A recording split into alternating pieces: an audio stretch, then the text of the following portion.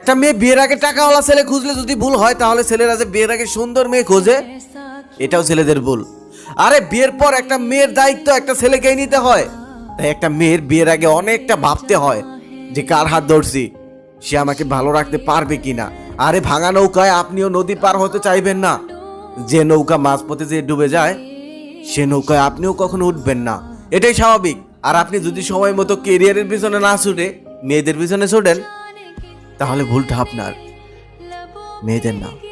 মানুষের জীবন ভাবতে ভাবতেই শেষ হয়ে যায়। একটি মধ্যবিত্ত ঘরের ছেলে, সে ছোটবেলা থেকেই স্বপ্ন দেখতো সে বড় হয়ে একটি 3 তলা বাড়ি বানাবে। তারপর সে মনে মনে ভাবতে লাগলো 3 তলা বাড়ি বানাতে হলে আমাকে মানুষের মতো মানুষ হতে হবে, ভালোভাবে লেখাপড়া করতে হবে।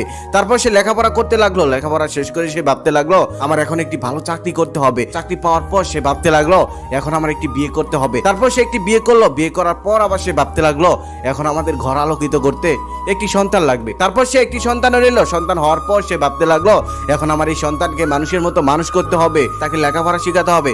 তারপর তার সন্তান বড় হলো, লেখাপড়া শেষ করলো, একটি ভালো চাকরিও নিল।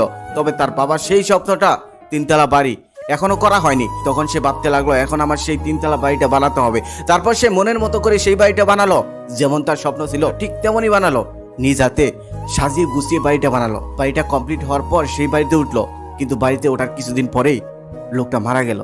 সত্যি মানুষের জীবন ভাবতে ভাবতেই শেষ হয়ে যায়। একজন রাজা তার 3 মন্ত্রীকে ডেকে এনে 3টি বস্তা হাতে ধরিয়ে দিয়ে বলল জঙ্গল থেকে যে সবার আগে সব থেকে সুন্দর ফলগুলো বস্তা ভরে আনতে পারবে তাকে আমি পুরস্কৃত করব।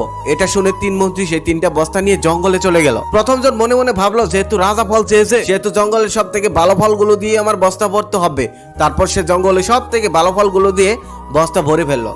দ্বিতীয়জন মনে মনে ভাবলো রাজার কি আর এত সময় আছে বস্তা খুলে দেখার, আমি প্রথমে কিছু পচা ফল দিয়ে মুখের মধ্যে কিছু ভালো ফল দিয়ে বস্তা ভরে নিয়ে যাই, রাজা খুলে দেখলেও কোনো সমস্যা নাই। তৃতীয়জন মনে মনে ভাবলো রাজা এত ফল দিয়ে কি করবে, ওরা দুজন তো ফল নিবেই, আমি বরং বস্তা মাটি ভরে নিয়ে যাই, রাজা তো আর খুলে দেখবে না। এই বলে সে মাটি দিয়ে বস্তা ভরে রাজার দরবারে চলে গেল। রাজা 3জনকে দেখিয়ে অনেক খুশি হলো। তৃতীয়জন মনে মনে ভাবতেছে আমার চালাকিটা কাজে লেগেছে, রাজা তার খুলে দেখলো না। তারপর রাজা অনেকক্ষণ চুপ থাকার পর বলল এই 3 মন্ত্রীকে কারাগারে দেওয়া হোক, আর তাদের খাদ্য হিসাবে দেওয়া হোক তাদের আনা 1 বস্তা করে ফল। যেই কথা সেই কাজ। তারপর তাদের 3জনকে কারাগারে দেওয়া হলো, আর খাদ্য হিসাবে দেওয়া হলো তাদের 1 বস্তা করে ফল। প্রথমজন তার ভালো ভালো ফল খেয়ে 7 দিন অনায়াসেই কাটিয়ে দিল। দ্বিতীয়জন তার ভালো ফলগুলো 2 দিন খেলো, তারপর খিদার জ্বালায় সেই পচা ফলগুলোই খেলো। পচা ফলগুলো খেয়ে সে অসুস্থ হয়ে গেল, আর তৃতীয়জন না খেতে পেরে মারা গেল।